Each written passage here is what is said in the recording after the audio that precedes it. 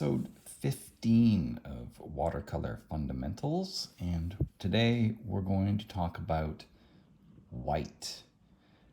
More specifically, how to get whites in your watercolor and how to bring back whites into your watercolors should things go awry, or to also kind of plan for some whites using some other techniques. We're going to look at a few different things today, but we're going to start with what I think is the most important way to get your whites in your watercolor, and that's to save them.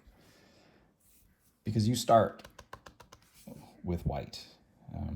Watercolor's definitely different compared to acrylic or oil, for example, where you can add your lights later in oils and acrylics. But watercolor, we start with it. We start with the white of the paper, and I generally build lighter values into the mid values and then finishing up with darks in general. So the whites that I usually end up with in my paintings, I tend to save them. And how do you save them? It's really not that complicated, I suppose. You're going to paint, and wherever you don't paint, you have some white shapes, right? And that's how you're going to start saving your whites. So whatever that shape is going to look like, you simply, I don't mean to sound cheeky, you just don't paint there. You leave the whites behind. Now this is kind of a mid-value mixture of Prussian blue, but if it were a light value, then you'd have a lighter value against the white. It wouldn't be so contrasty. But in a nutshell, that's how I get most of my whites. The other thing that can be done to preserve the white of your paper is something that I have a love-hate relationship with, and that is something like this. Masking fluid, frisket, here it's called drawing gum or liquid frisket. It's essentially a rubbery type material that when you apply it to the paper, it will dry, and once it's dry, you can paint on top of it. And it works like masking tape, where wherever it goes, the paint won't go. And you can use it in a number of different ways. And since we're talking about white, I'm going to talk about it that way. Now, I have a love-hate relationship with this because I've ruined a really nice brush with it because I just didn't really know what I was doing when I first started trying to use this stuff. There's all sorts of suggestions, like get a bar of Dove soap and apply some soap, a light mixture of soap to your bristle before you put it into the drawing gum, and that helps prevent this stuff, because if it dries on the paper and turns into a rubbery type mixture, it will dry on your brush and create a rubbery type mixture, and then it will ruin your brush. So I have some nice brushes, so I don't really feel comfortable doing that. Suppose I could just burn through some cheap ones and try doing it that way, but I just sort of adapted and tried to do most of my white reserving with the brush. But I would be remiss not to talk about this because it is kind of cool, I'm not going to lie. The trick is to try to find a way to use it. Now, there are other types of masking fluid applicators out there. This is one that it's all kind of gummed up. I can't really use it, but it's a mask pen. It's from the UK, and there are other versions. You can get fine liner bottles, and you can put masking fluid inside of them, but ultimately what they have is a fine little point. And then you can draw little lines of the masking fluid from the bottle onto the paper and then let that dry, and then you can paint. And then when the paint's dry and the masking fluid's dry, then you can remove the masking fluid and you'll see the white of the paper. That's kind of the idea. But a way that I have liked using this is because, like I said, I primarily like to save my whites with the brush. Generally, they're kind of bigger, but there's going to be some small fine details maybe that you want to reserve.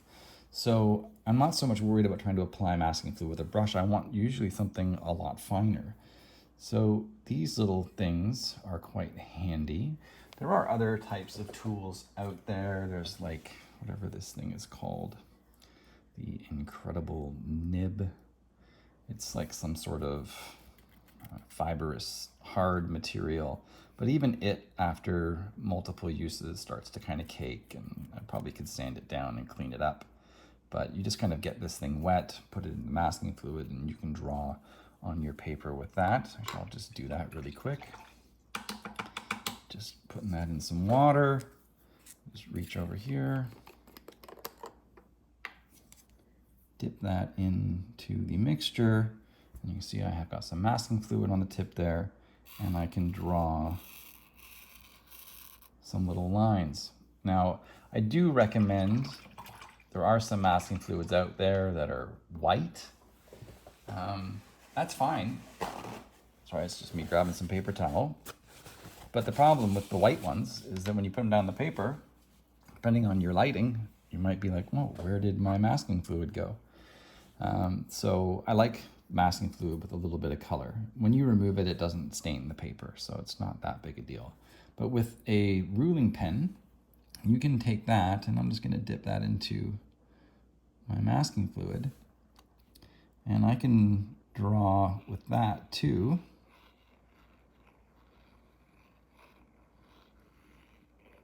And it behaves a lot more like a pen. Now, I loaded a lot of it in there, and it kind of came out right away. I probably should have dabbed that out onto a piece of paper first, got some of it out.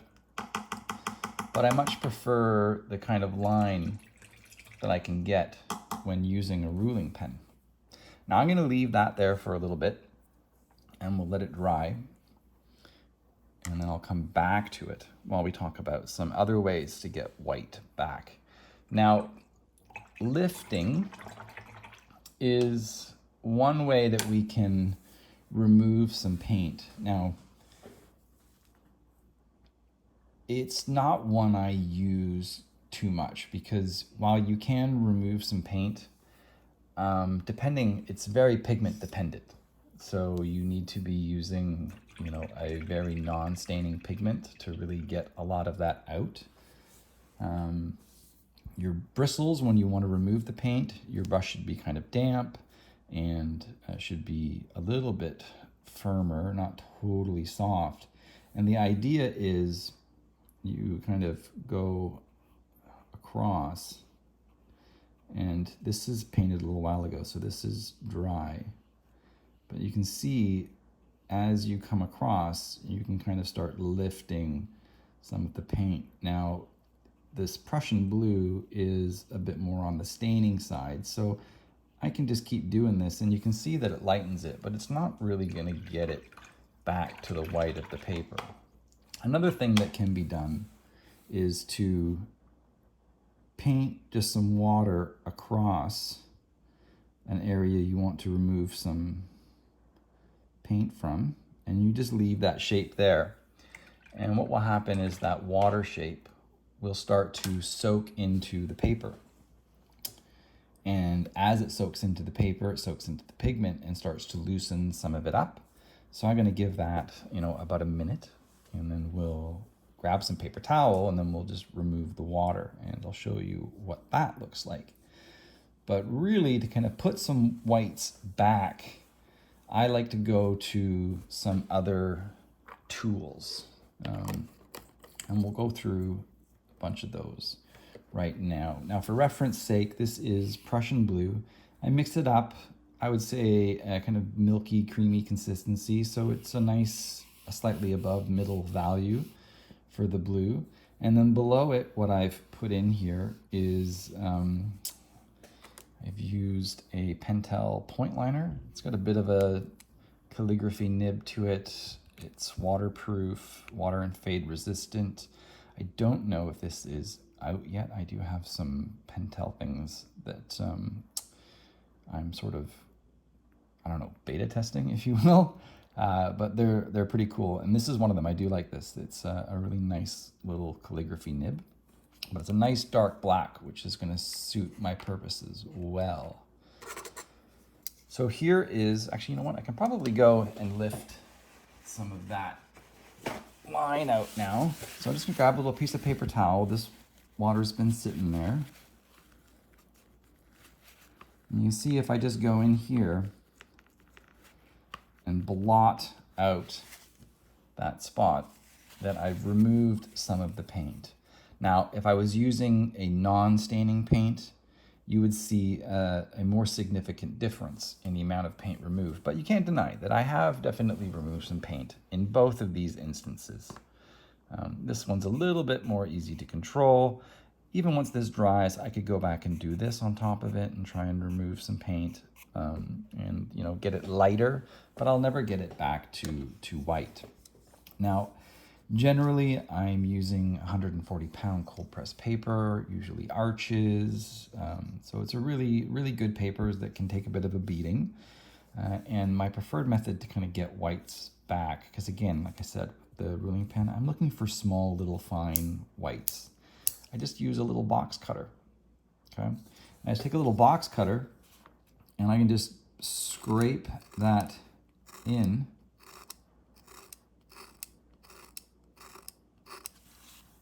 And reveal the white of the paper. And you can draw little blades of grass and kind of lift like you would a brush. Now this is not Arches. This is it's a fairly decent sketchbook paper. It does take a little bit more abuse, but you can see that I might need to kind of cut this one off. It's getting a little bit dull, so it's tearing a bit. When it's really sharp, it doesn't tear so much. But you can see, you can just kind of scratch back in some white. So when I'm painting birds, if I got little areas that I want to add some little small feathers in a group just to kind of break them up, I can just use this for that. Also, if you get little spots on your paper of paint, you can kind of go back with the box cutter and just try and just scratch some of that out.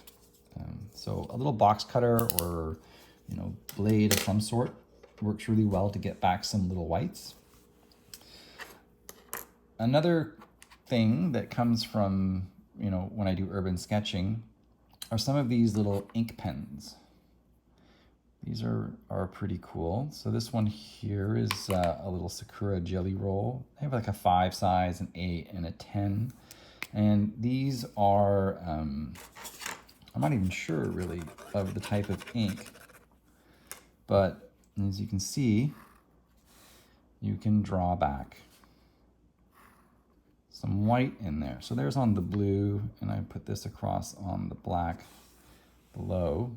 Now this is ink, which is why I didn't try to lift it here because it wasn't going to come out. I could scratch across that, but you'd see the same thing as there.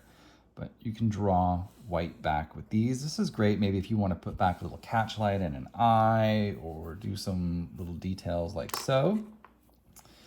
This here is another type of the same thing where it's more of an acrylic ink. It's by Posca. Kind of like the Molotow markers and things like that. They usually have a little push pin in the thing, and that helps loosen up gets the paint down into the nib. And you can see this is similar to the Jelly Roll. Right. That just goes right down on top, and you can get some whites back that way. And then another way that I will get some whites back into my paper is this. I usually have this in my bag, and that is white gouache. And white gouache is, I'm gonna say essentially like a watercolor, but it's way more opaque. So like a watercolor in that, you know, it will reactivate once you paint it down. And I'm just putting a little bit onto a little flat area next to where I'm working here. And I'm going to grab a brush that's just got a little bit of moisture in it. It's not too wet. I'm going to pick up some of that gouache And as you can see, you can just go in and you could paint gouache. Now, depending on how thick it is, you will see it, say, quite strong or a little bit lighter. You can already see that this Posca marker has started to lighten quite a bit on here. If you need to get it whiter, you can go back over it, but this Jelly Roll is holding strong over there. So there's some gouache there. And then I will use this thing next, which is a lot like gouache as I've been playing with it. Now this again is similar to the point liner. This is a new item that's coming up from Pentel soon. And I got to admit, I do kind of dig it. I have some Pentel brush pen, which I really quite like. It's got a nice little nib on there. And what they've done is they have these Milky pop pens or something like that.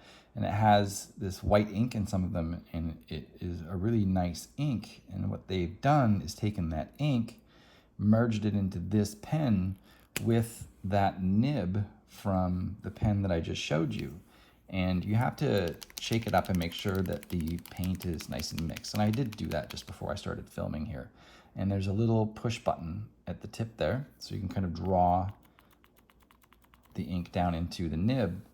And then once you have that in, you can just paint with the brush. So you get, you know, a little bit of tip control, so you can get some fine lines and some thick lines. So it's really quite nice. I love this thing. It's super cool. So this is the soon to be out Milky brush by Pentel. So you can see I can get some nice little white marks on there.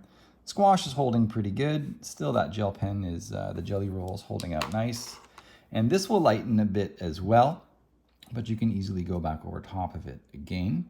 Now I need to be a little bit careful. I put way too much masking fluid down on the top there, but this is dry, and I think this is dry as well. So I'm just gonna paint a little corner of it.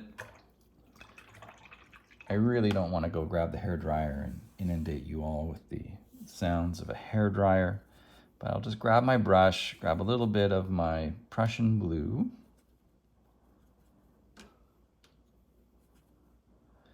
and I'll show you. Just go over here and I'll just kind of paint across this.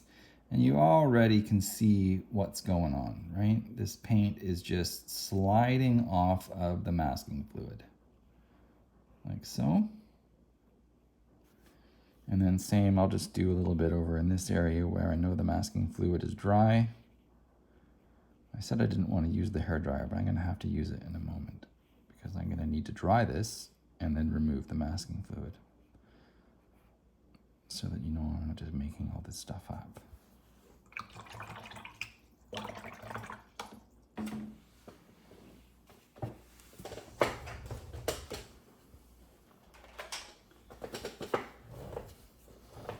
Okay, so we've got this has been dried. You can see that that's still wet. Now, as far as removing the masking fluid, you can just use your finger to rub it off, and you can see that that will start to come out.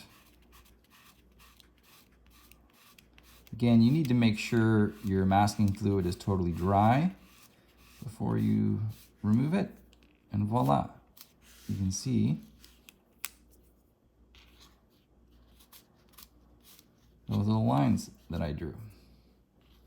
And they're nice and crisp. So that's really pretty cool. Another thing you can get is a little eraser that looks a little bit like this. Maybe yours is a little bit cleaner, but if you don't want to get your fingers in there, it just comes through and it picks up that masking fluid.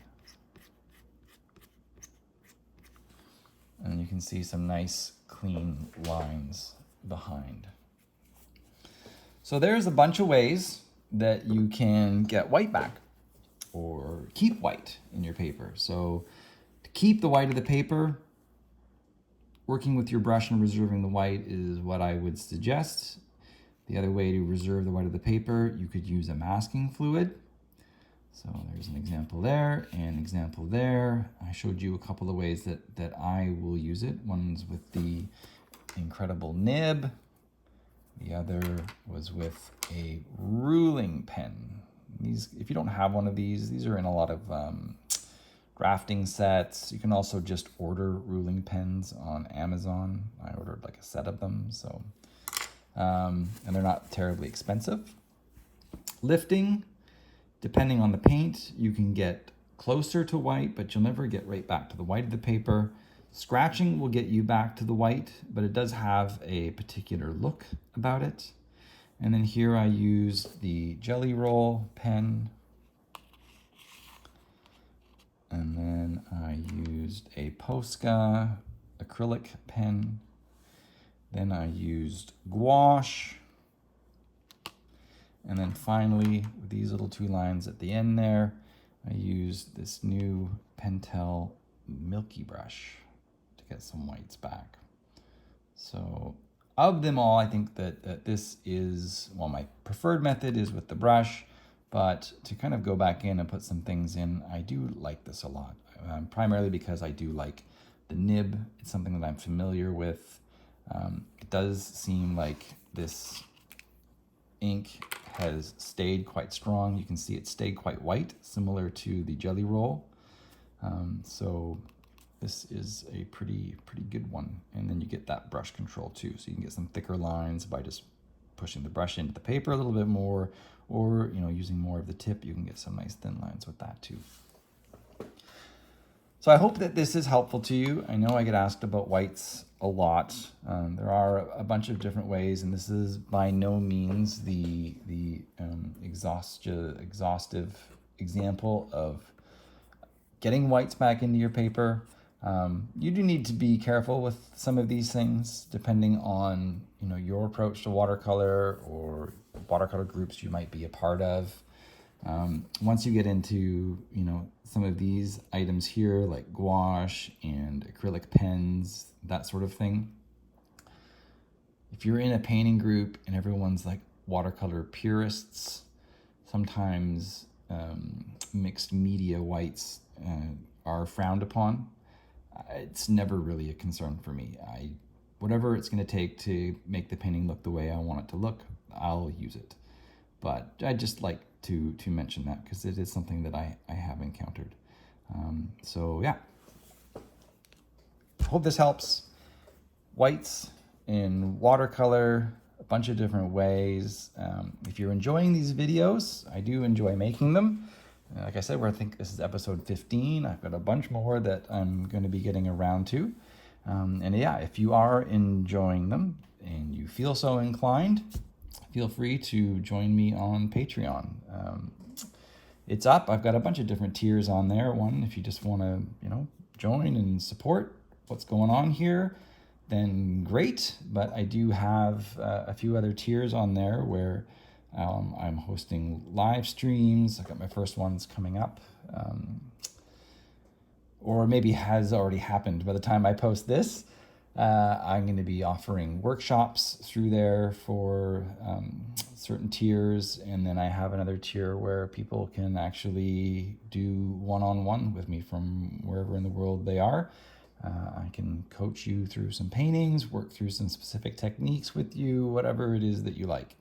So that's on my Patreon. I'll put a link to that down in the comments section. If you have any questions, feel free to post in the comments. If you like the video, also feel free to post in the comments. And again, if you are enjoying these, please do subscribe. Thanks for your time, and bye for now.